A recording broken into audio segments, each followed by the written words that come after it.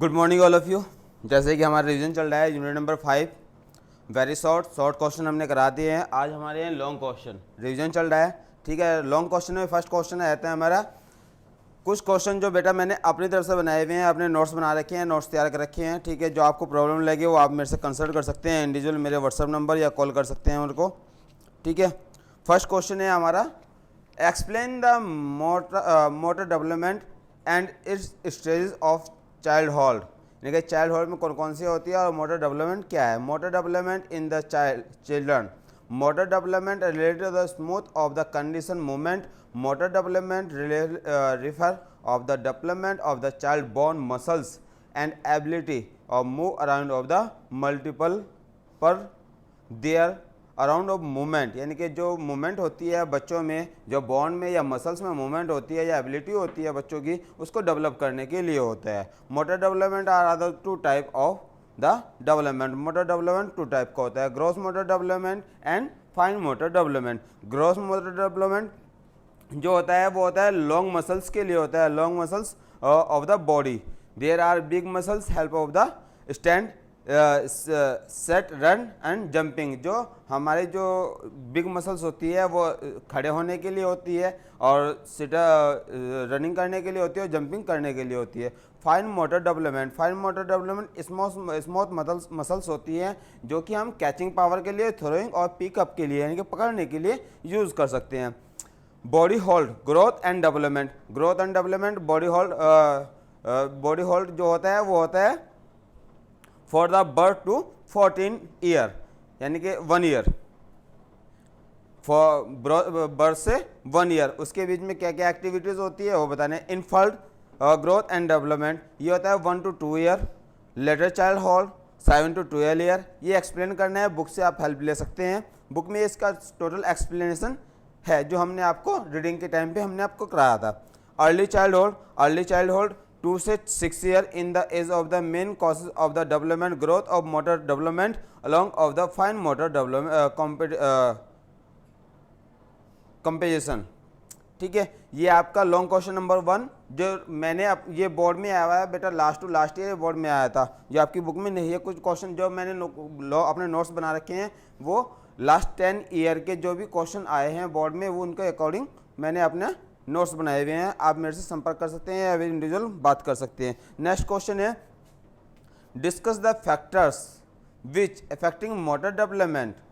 Second question इसका, what are the type of motor development, describe any 6 factor affecting of motor development. Motor development के 6 factors बताने हैं, कौन कौन से फैक्टर्स होते हैं मोटर डेवलपमेंट में। ठीक है, पहले पार्ट्स बताने हैं, पार्ट कितने पार्ट के होते हैं ये भी हमने आपको बताया था। 2 टाइप के होते हैं, gross motor development and fine motor development. ये क्लास 11th में आपने भी पढ़ा होगा।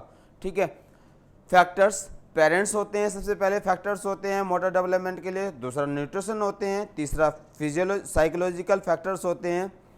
डिसेबिलिटी एंड डिसीज होती है और रेगुलर प्रैक्टिस होती है, जो फैक्टर्स होते हैं मोटर डेवलपमेंट के सामने।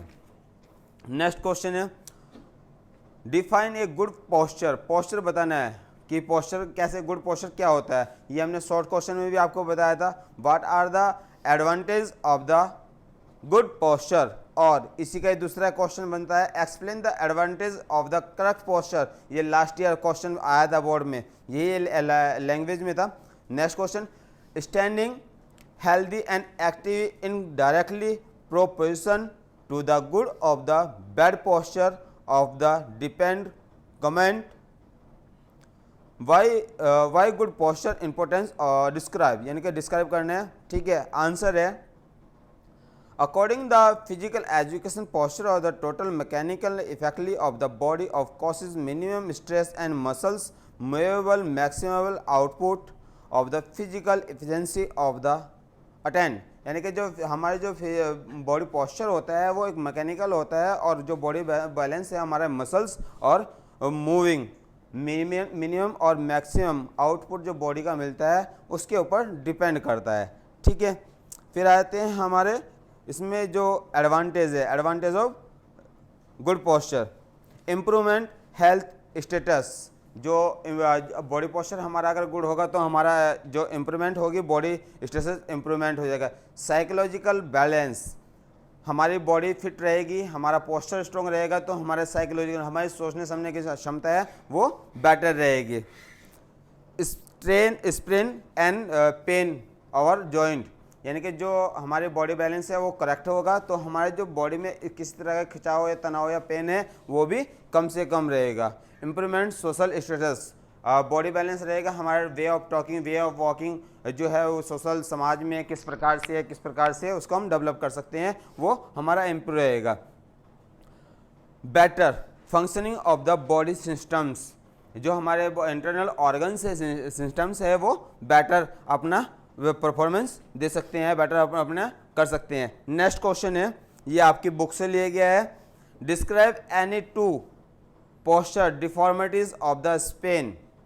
यहाँ पर हमने क्वेश्चन को दो भाग में डिवाइड कर दिया गया है। जो आपका था common, explain the common posture deformity in detail, ठीक है। यहाँ पर स्पेन और दूसरा जो है हमारा इसी में आता है legs.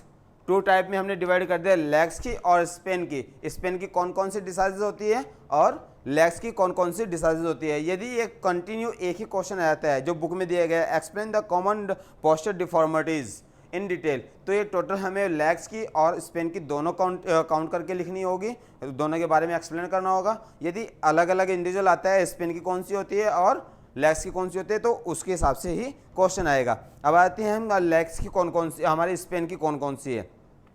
It is the problem of the call of the collar spine abdominal correctivity of the spine of the front, ठीक है। सॉरी ये गलत बताया गया है, ठीक है। आती है कि भाई स्पेन में कौन कौन सी जो डिफॉर्मिटीज होती है। सबसे पहले होती है काइपोसिस, लॉर्डोसिस और स्लाइकोसिस।